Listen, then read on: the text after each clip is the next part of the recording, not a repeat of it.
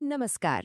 आजको यस प्रस्तुतिमा हामी नेपाली शेयर बजारमा सजिलै प्रवेश गर्न चाहिने चारवटा एकदमै महत्त्वपूर्ण डिजिटल टुल्सहरूको बारेमा कुरा गर्दैछौँ। आउनुहोस् कुनै ढिलाइ नगरी सिधै विषयवस्तुतिर लागौँ है त। नेपाली शेयर बजारमा पहिलो कदम चाल्न मन त पक्कै छ होला, तर कहिलेकाहीँ लाग्न सक्छ नि यो त कति गाह्रो होला, वित्तीय शब्दहरू नबुझिएला वा झन्झटिलो कागजी प्रक्रिया होला। तर साँच्चै भन्नुपर्दा अहिलेको समयमा यो सम्पूर्ण प्रक्रिया एकदमै सरल र स्पष्ट भइसकेको छ। यो डिजिटल बजारमा छिर्न खासमा के चाहिन्छ त? ला आउनुहोस् सँगै बुझौँ। हेर्नुहोस् है, पहिले शेयर भनेको नि ठ्याक्कै कागजको प्रमाणपत्र हुन्थ्यो। त्यो हराउने, च्यात्तिने वा चोरी नै हुने कत्रो ठूलो डर हुन्थ्यो। तर अहिले त्यस्तो छैन। आजभोलि यो पूर्ण रूपमा सुरक्षित र डिमटेरियलाइज्ड अर्थात् डिजिटल भइसकेको छ। सबै कुरा अनलाइन, पूर्ण रूपमा सुरक्षित र लगानीकर्ताकै आफ्नै नियन्त्रणमा। यो नै अहिलेको शेयर बजारको सबैभन्दा राम्रो पक्ष हो। यो डिजिटल बजारको यात्रा सुरु गर्न मुख्यतया यी 4 कुराहरू चाहिन्छन्। आजको हाम्रो सूचीमा छन्: पहिलो, डिम्याट अर्थात् लकर; दोस्रो, मेरो शेयर अर्थात् कमान्ड सेन्टर; तेस्रो, सीआरएन अर्थात् ब्याङ्किङ पुल; र चौथो, टिएमएस अर्थात् बजारको मुख्य ढोका। ल अब सुरु गरौँ पहिलो खण्डबाट, डिम्याट, जसलाई हामी डिजिटल लकर पनि भन्छौँ। डिम्याट खाता भनेको एउटा यस्तो इलेक्ट्रोनिक फोल्डर हो जहाँ हाम्रा सबै शेयरहरू एकदम सुरक्षित रूपमा बस्छन्। यसले गर्दा त्यो पुरानो कागजी प्रमाणपत्रको झन्झट सधैँको लागि सकियो। यहाँ बुझ्नै पर्ने सबैभन्दा महत्त्वपूर्ण कुरा के हो भने नि, यो खाता नखोलिकन नेपाल स्टक एक्सचेन्जमा एउटा पनि शेयर किन्न वा बेच्न बिल्कुलै सकिँदैन। यो त हुनैपर्छ। त्यसो भए यो कसरी खोल्ने त? प्रक्रिया एकदमै सजिलो छ। नबिल, एनआइसी एसिया जस्ता कुनै पनि वाणिज्य ब्याङ्क वा इजाजत प्राप्त ब्रोकरको अफिसमा जान सकिन्छ। उनीहरूले नै डिपोजिटरी पार्टिसिपेन्ट अर्थात् डीपीको काम गर्छन्। त्यहाँ गएर एउटा डिम्याट फारम भर्ने, नागरिकताको फोटोकपी, पासपोर्ट साइजको फोटो र ब्याङ्क खाताको विवरण बुझाउने। अझ रमाइलो कुरा त आजभोलि यो सबै काम घरमै बसेर अनलाइनबाट पनि गर्न सकिन्छ नि। अनि अचम्म लाग्दो कुरा सुन्नुहुन्छ? यति सुरक्षित डिजिटल लकर सञ्चालन गर्न लाग्ने वार्षिक शुल्क एकदमै थोरै छ, जम्मा 100 रुपैयाँ। हो, वर्षको जम्मा 100 रुपैयाँमै आफ्नो सम्पूर्ण शेयर सम्पत्तिको सुरक्षा गर्न मजाले सकिन्छ। अब लागौँ दोस्रो खण्डतिर, मेरो शेयर, जसलाई हामी कमान्ड सेन्टर भन्न सक्छौँ। यदि डिम्याट हाम्रो लकर हो भने नि मेरो शेयर भनेको चाहिँ त्यसको साँचो र ड्यासबोर्ड हो। यो सिडिएसई एन्ड क्लियरिङ लिमिटेडले बनाएको एउटा वेब पोर्टल र मोबाइल एप हो। यसकै मद्दतले हामी घरमै बसेर आफ्नै मोबाइल वा ल्यापटपबाट नयाँ शेयर अर्थात् आइपिओ भर्न सक्छौँ।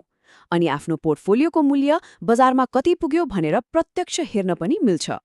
यहाँनिर एउटा सानो तर महत्त्वपूर्ण प्राविधिक शब्द छ है, इडिआइएस।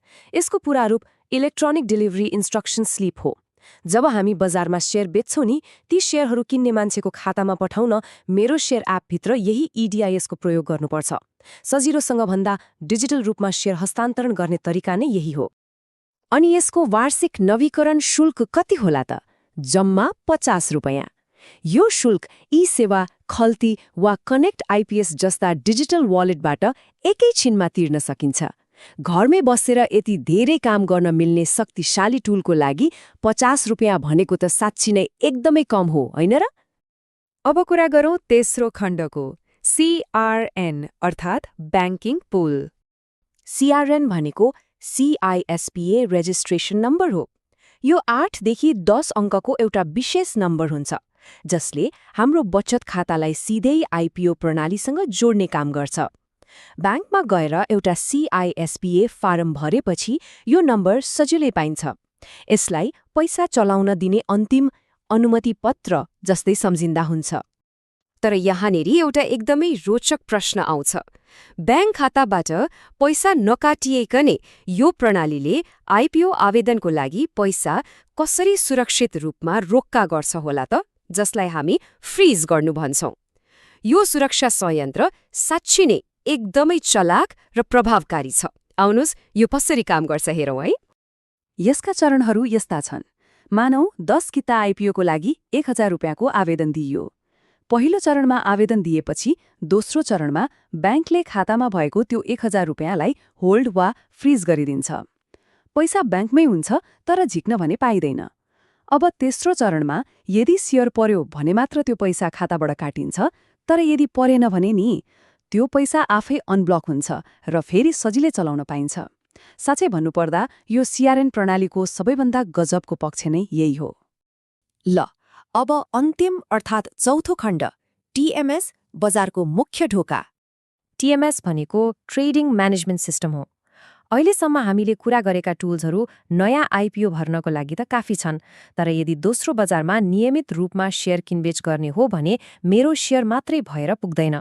त्यसको लागि नेपालका 90 भन्दा बढी इजाजत प्राप्त ब्रोकरहरूमध्ये कुनै एक मार्फत यो टीएमएस खाता खोल्नै पर्ने हुन्छ। यो नै त्यो प्लेटफर्म हो जहाँबाट वास्तवमै खरिद वा बिक्रीको अर्डर दिन मिल्छ। त्यसो भए यो ट्रेडिङ खाता कसरी सेटअप गर्ने त? आफूलाई मन परेको ब्रोकरको वेबसाइटमा जाने, अनलाइन केवाइसी भर्ने, अनि नागरिकता, रद्द गरिएको एउटा चेक र डिम्याट नम्बर अपलोड गर्ने, र सबैभन्दा महत्त्वपूर्ण कुरा, किनबेच सुरु गर्नु अघि कनेक्ट आइपीएस मार्फत कोल्याट्रल लोड गर्नुपर्छ।